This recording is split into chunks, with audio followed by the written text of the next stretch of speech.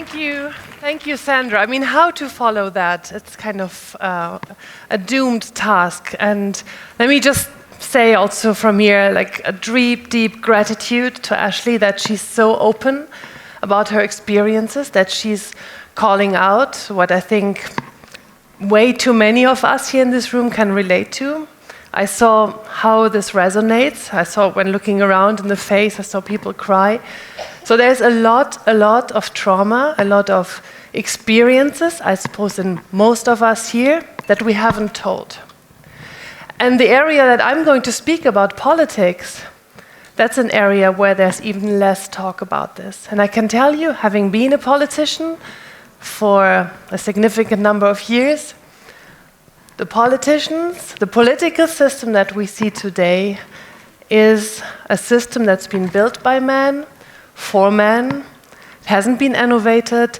It's full of sexism, misogyny, and all the things that Ashley was talking about. So that's why representation matters. And that's why it matters who is in politics and who is representing us here. So I wanted to talk about exactly that, why women political leaders exist. This is the sad reality that we see today, that more than 90% of the world's presidents and prime ministers are men. More than 80% of the world's ministers are men, and around 3/4 of parliamentarians are men. Men are totally overrepresented in politics. And that matters. That matters a lot, because it matters on how politics are. And Michelle Bachelet, 2 times president of Chile, she once famously said, if one woman goes into politics, it changes her. If many women go into politics, it changes politics and policies. And this was her assumption, and now we at WPL said, we want proof of that. We want to move from the many stories that there are and the many important testimonies to this, on this to empirical evidence. And that's what we did. Now this looks a bit confusing maybe, but it's because there's so many countries in the world.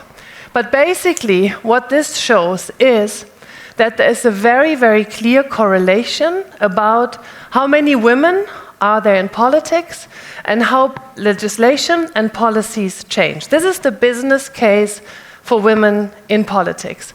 It shows if there's more women in politics, barriers, unequal treatment of women by law is removed. These findings are based on the World Bank's Women, Business and the Law report, on works of University of Korea and King's College, the Institute of Julia Gillard, and we're really grateful and thankful to Oliver Wyman, our private sector partner, for having put this together with us. And it matters, maybe not in Iceland. Here people tell you, why do we need a business case for women in politics? It's our right to be a politician, it's our right to be prime minister, president, and they keep on doing that. But the reality is in my home country, Germany, and in most other countries of the world, you still need to make this case. Now, what's critical as well is that the political representation of women is really closely linked to this equality by law. And the Women, Business and the Law report shows that there are less than 20 countries in the world that by law treat women the same way that law is treating men. I mean, we're in 2023, and there are less than 20 countries in this world where the law says you are equal in front of the law.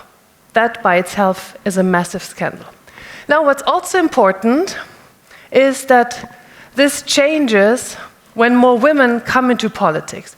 Because there's some voices who say, well, let's change these laws and then more women come. No, it's the other way around. We need the women because they make these changes.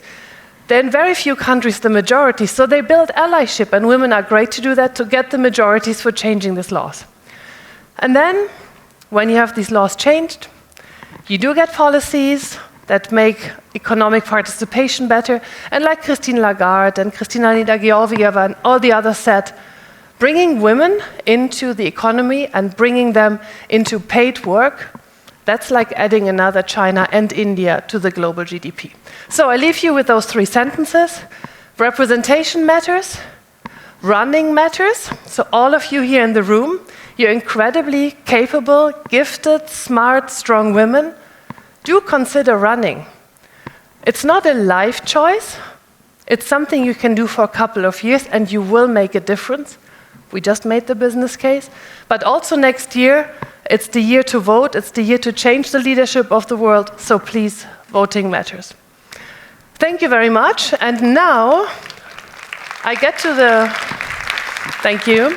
I ask on stage our wonderful panelists, and these are 3 women who are active politicians who will share how they make a difference. We've got Camila Crescimbeni from Argentina. We have, please all come here. We have Donna Dasko, who's a senator from Canada. And we've got Maria Rachel Arenas from the Philippines, who's also the chair of the Foreign Affairs Committee and our WPL ambassador. And our dear friend Dominik from Oliver Wyman is chairing that panel. So please all come up here, and looking forward to it.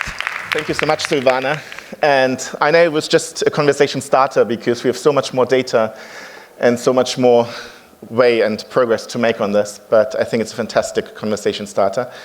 And I'm so delighted to be here with you all and discuss this topic and bring the data to life. Let's get started. The first thing I would like to understand is, why does representation matter for you personally, in your countries? What's your story? Camila.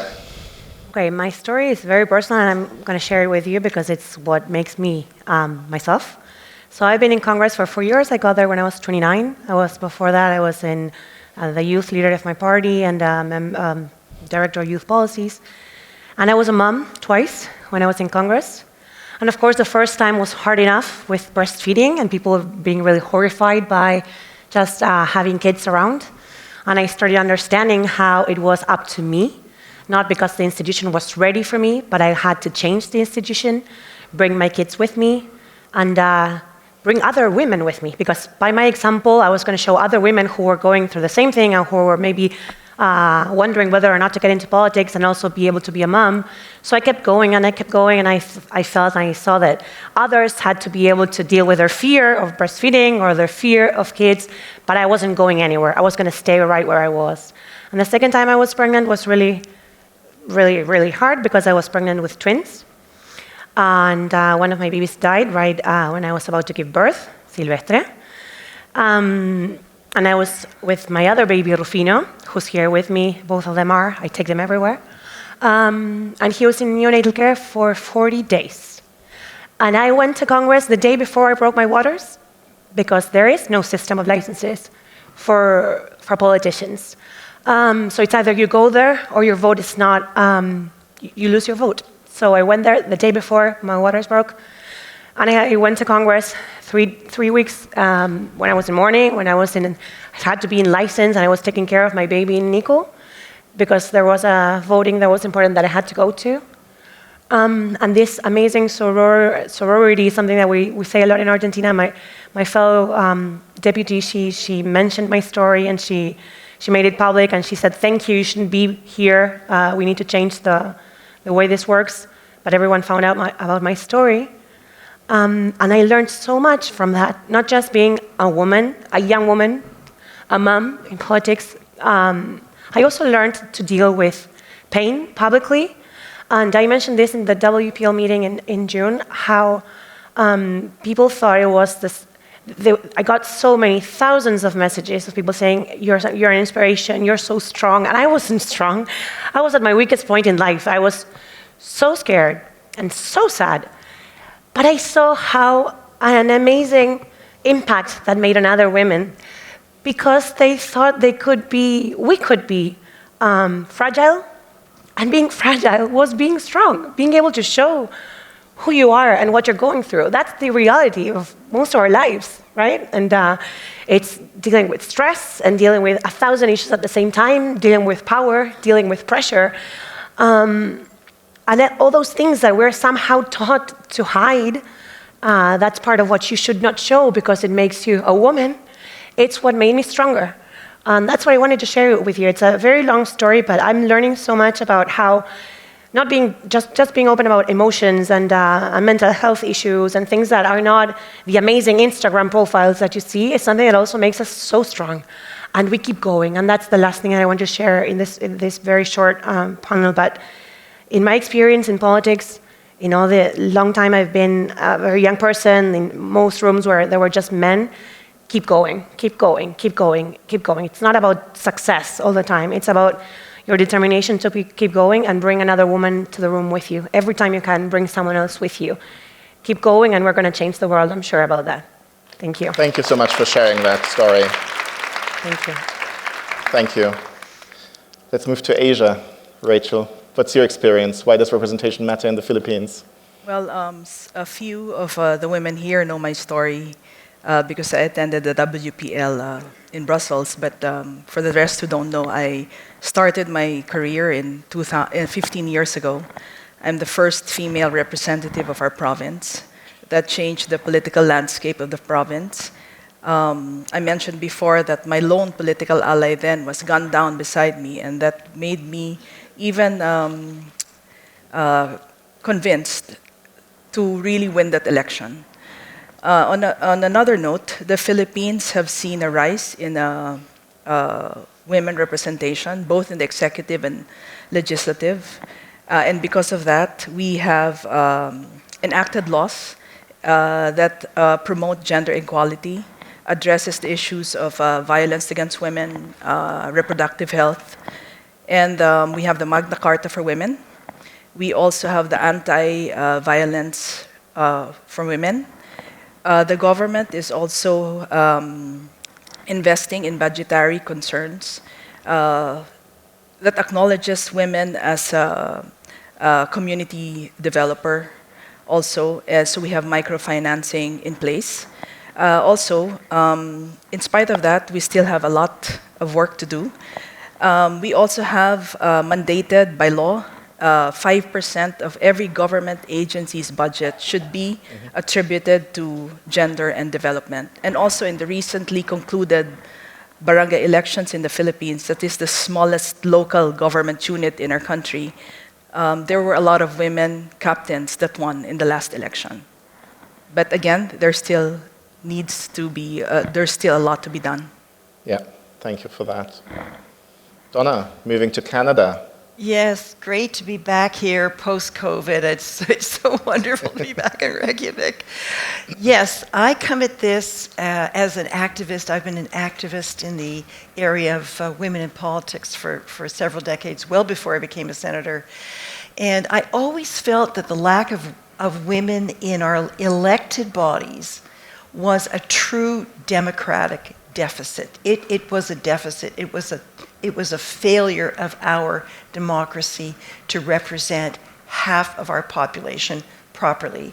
So I worked with other women. We started an NGO, activist group, and worked at various strategies and so on. And even to this day, Canada has only 31% of our parliament is female. And Sandra said we have a progressive country. Where is she? We do, but some real anomalies, and this really is one of them. So I've worked at this, and so I came at my activism through this belief that we had to do better. And I still believe we have to do better. Now that I'm a senator, I'm hoping to introduce legislation that's going to help move the dial. The parties don't want to do, they'll do things on their own. They don't want any laws to hamper them in anything. And that's the situation we have in Canada. So that's what I'm trying to change. Another thing, I had a career in the public opinion research business. And I saw that there were gender gaps in beliefs and attitudes toward public policy issues, gaps between men and women. Women were interested in certain public policy issues, in particular, healthcare, education, social services. Women always wanted better social services, whereas the men tended not to. So if you look at this through a representation lens, what you would conclude is that since women's voices aren't there in strong enough numbers, those views aren't expressed as they should be in the public space. So I always thought that that was a perspective that I wanted to bring to this analysis. So again, our voices need to be in our parliaments in numbers that reflect our presence in the population. We need to be there in greater numbers. Thank you. It's a simple matter of democracy, from my point of view. I think I'm going to steal that notion of deficient democracy if women yes, I love exactly. that. And exactly. Silvana was introducing the report, and by the way, there are copies outside if you're interested, and it's also online. And one ambition with this report, which is just a starting point, is obviously to talk about the importance of data. Yes. And Donna, since you talked about the gap and a few data points that you were highlighting, why is data so important? Why is it so important to measure Well, as a data person all of my life, we need evidence-based data to help us get through this. We always knew anecdotally that women had an impact on public policy when they were there. We had lots of examples, as Silvana said. We had the anecdotes, but we need to have the data to back up and try to understand exactly where women have an impact, when they come into politics. There's one little debate that's going on now among some feminists who say, well, the numbers aren't that important. What's important is that the women who are there are feminists, regardless of how many there are. Well, it's something to be looked at. Let's take a look at this and see how that fits. Another thing I think is important that we have to add to our analysis is the analysis of diversity. We in Canada, especially others too, but we in Canada really believe it's important to have women from diverse backgrounds. Race backgrounds, indigenous status, women from different socioeconomic statuses, age differences. We want to have that diversity. We strive for diversity, although sometimes it's hard to achieve it, but we strive for it. We need to understand the impact of diversity as well on these outcomes. What does diversity do to the policy outcome? So not just women being there, which is vitally important, but diverse women. Yes. What do they bring? What are the impacts of diverse women in our political system? So that's another kind of analysis that I think would be just fantastic. The notion of intersectionality, which is... Exactly, and what is the effect yes. of it? How does it operate? What outcomes does it give us? Yeah. So that's another thing to put on our analysis plate. I'm sure we'll pick it up, Silvana. Yeah. Camila, over to you. Data. What does data mean for you to, support the impact that women have and to support parity in parliaments? En Latinoamérica también es importante. So in Latin America, data is so important because we also have one factor, which is poverty, which makes the whole issue a lot harder still. Because I was going through the data today. We know, thanks to data, that in Argentina, 48% of women work, while 66.5% of men work. But when you look at unpaid labor, and it's all care, 92% of women work. And they do devote 6 hours a day, average, to care. So that's a lot. So we're looking very closely at those daycare issues. And it's happened to me as a politician. Go figure what happens to the person who lives far at the end of the poor villages. So it's very, very, very hard and time managing. So we always look at data to decide and to make policy through. I was telling others today about maternity and paternity leaves. We're trying to push that legislation, but inflation rate is very high. We have an election coming up in 7 days. So the idea is that it'll come when other things are solved. And it's not that way. It's all together, because our country can't grow if half of our women are not in the workforce. If they could, and we could make our economy better, we're sure about that. But we're always keeping these discussions as if they were a niche discussion, and we're half of the country, more than half of the country. So it's not a niche. It's not a minority. We're a majority. Absolutely. So we're looking at data very carefully, and all the the last thing is we're doing this use of time survey, which is very, very helpful, and it's giving us these results to work on policy. Wonderful. Rachel, what's your perspective? Well, first, because it's important so that we also know, aside from what they've mentioned, where to put our resources. It's also good so that we can share our best practices. At the same time, it's important also for public awareness and advocacy, and also for future strategic goal setting and benchmarking. Dominik. Thank you so much. And I couldn't agree more. The strategic goal setting and the benchmarking is what hopefully will, as the Icelandic representative said this morning, drag the others along, right? Yes. To close us out, I'd be keen to hear your personal story where you, as a woman, or with fellow women in your parliament, in your government organizations, made an impact on legislation and changed it for the better. Rachel, you want to kick us off with that? As chairman of the Committee on Foreign Affairs, I was put in a corridor of power that is more male-dominated, but we were able to push legislation and gather the support for groundbreaking bills that protect our national security and put our global interests in place. So that's one thing that I was able to do in the past year, being the chairperson of Foreign Affairs.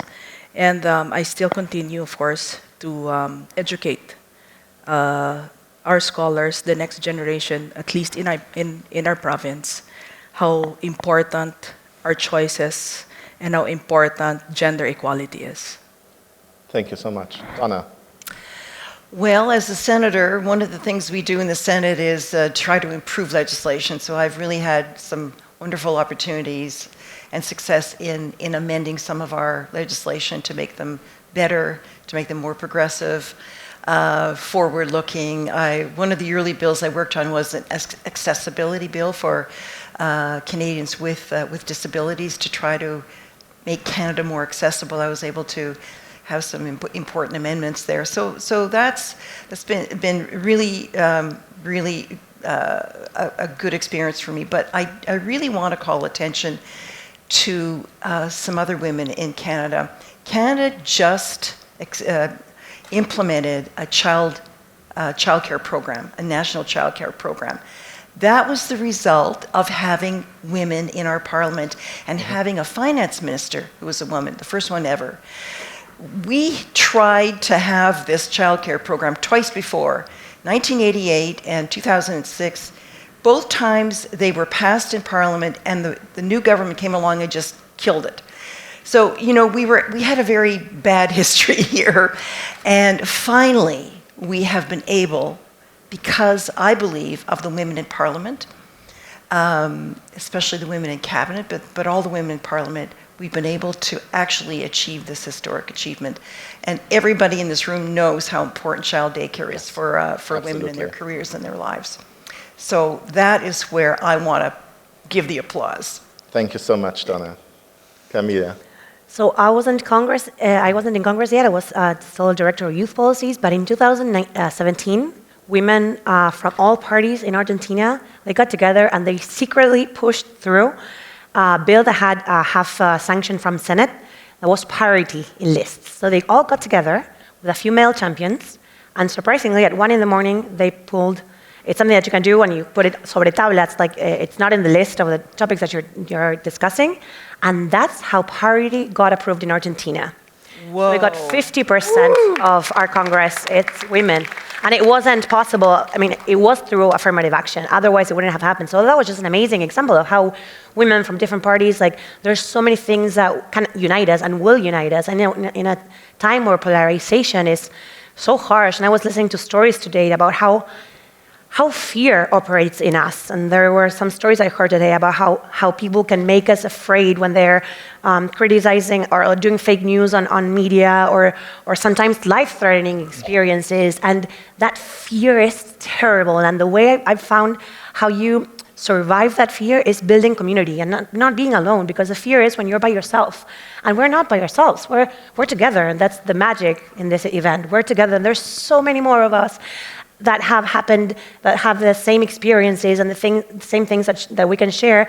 But men have been in power for over so many centuries that they share this knowledge. Yep. It happens with everything, so we need to share this. And events like this help us share all the knowledge, how we work through economics, power, finance, environment, budgeting, and this is what's going to change the world. So the last thing I would say is building community together, that creates a better world. And making sure, in my experience, being being open and communicative about things that went wrong in my life, it feels like counterproductive, but it was the best thing possible because that's how I found out I wasn't alone. And that, to me, is the world. So we're not alone, we're together, and that's what makes us stronger.